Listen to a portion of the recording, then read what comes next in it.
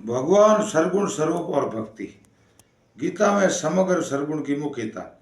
श्रीमद् भगवत गीता भगवान कहते हैं कि तपस्या में भी योगी श्रेष्ठ, ज्ञान में भी योगी श्रेष्ठ, कर्म कर्म योग से भी योगी श्रेष्ठ, ऐसा मेरा मत है।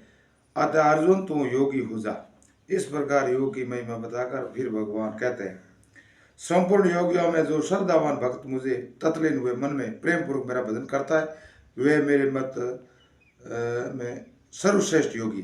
तात्पर्य कर्म योग, ज्ञान योग, हठ योग, लय योग, राजयोग, मंत्र योग आदि जितने भी योग है, योग हो सकता है, पर उन सब योगों में मेरा भक्त सर्वश्रेष्ठ है। जैसे भगवान की जैसे भगवान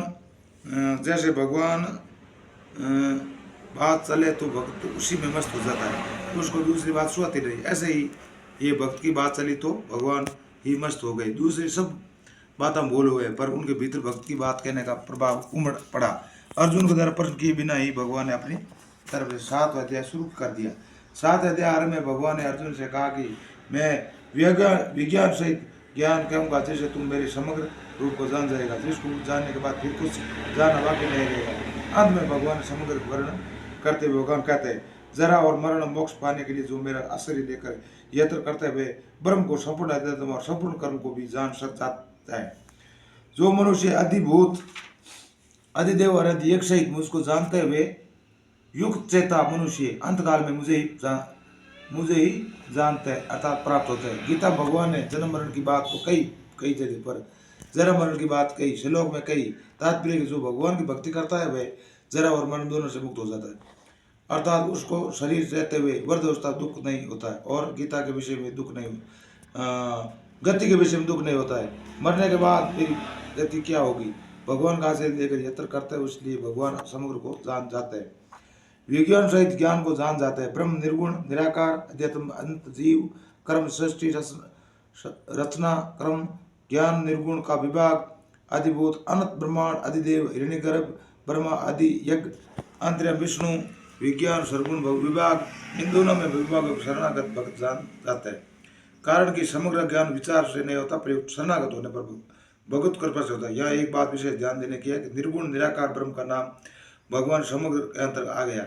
लोगों में प्राय ये इस बात की प्रसिद्धि कि निर्गुण निराकार ब्रह्म के अंतर्गत सर्वगुण ईश्वर है, माया रहित और ईश्वर माया सहित ब्रह्म के एक अंश में ईश्वर है। परंतु गीता में भगवान कह रहे हैं कि मेरे समग्र एक अंश में ब्रह्म है, इसलिए भगवान ने अपने को ब्रह्म का आधार बताया। मैं ब्रह्म की प्रतिष्ठा आश्रय हूँ तथा ये सब संसार मेरे अव्यक्त स्वरूप में व्यक्त है। भगवान के इस कथन का तात्पर्य कि ब्रह्म का अंश मैं नहीं हूँ, पर मेरा अंश ब्रह्म है। निष्पक्ष विचार करने से ऐसा दिखता है कि गीता में केवल ब्रह्म की मुख्यता नहीं, पर समग्र भगवान की मुख्यता पूर्ण तत्व समग्र ही है। समग्र सर्वगुण निर्गुण साकार निराकार सब आ जाता है। वास्तव में देखा जाए समग्र सर्वगुण का ही हो सकता है, क्योंकि सर्वगुण के अंतर्गत तो निर्गुण हो सकता है, पर निर्गुण के अंतर्गत सर्वगुण नहीं आ सकता है। समग्र गुण सर्वगुण में ही निर्गुण नहीं, समग्रता सर्वगुण में ही है, निर्गुण में। निर्गुण निराकार को माने जीव और ब्रह्म को स्वरूप में एक ही मानते हैं। गीता में जीव और ब्रह्म के समान लक्षणों का वर्णन है।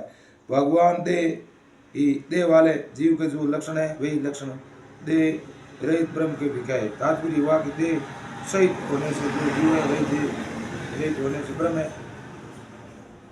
जीव केवल शरीर की उपाधि से अलग है, अन्यथा ब्रह्म ही है। इसलिए निर्गुण उपासना में जो देह सहित और उपासक है, जो देह सहित देह रहित और उपास्य है, देह के साथ मानव संबंधी जीव और ब्रह्म की एकता में खास बात है। इसलिए देह अभिमानी के निर्गुण उपासना की सिद्धि कठिन तथा देरी होती है, अव्यक्त ही, परंतु सर्वगुण उपासना देह का संबंध बंधन बाधक नहीं है। प्रयुक्त भगवान की मुख्यता बाधक है, अतः भगवान की विमुखता बाधक है। अतः आरंभ से ही मैं भगवान हूँ और भगवान मेरे है, ऐसा मानकर भगवान सम्मुख हो जाता है। इसलिए सर्वगुण उपासना का भगवान का शीघ्र ही सुगम से उद्धार हो जाता है, कारण कि भक्त साधन के आश्रित में होकर भगवान के आश्रित होता है। राम जी राम, राम जी राम, राम जी राम।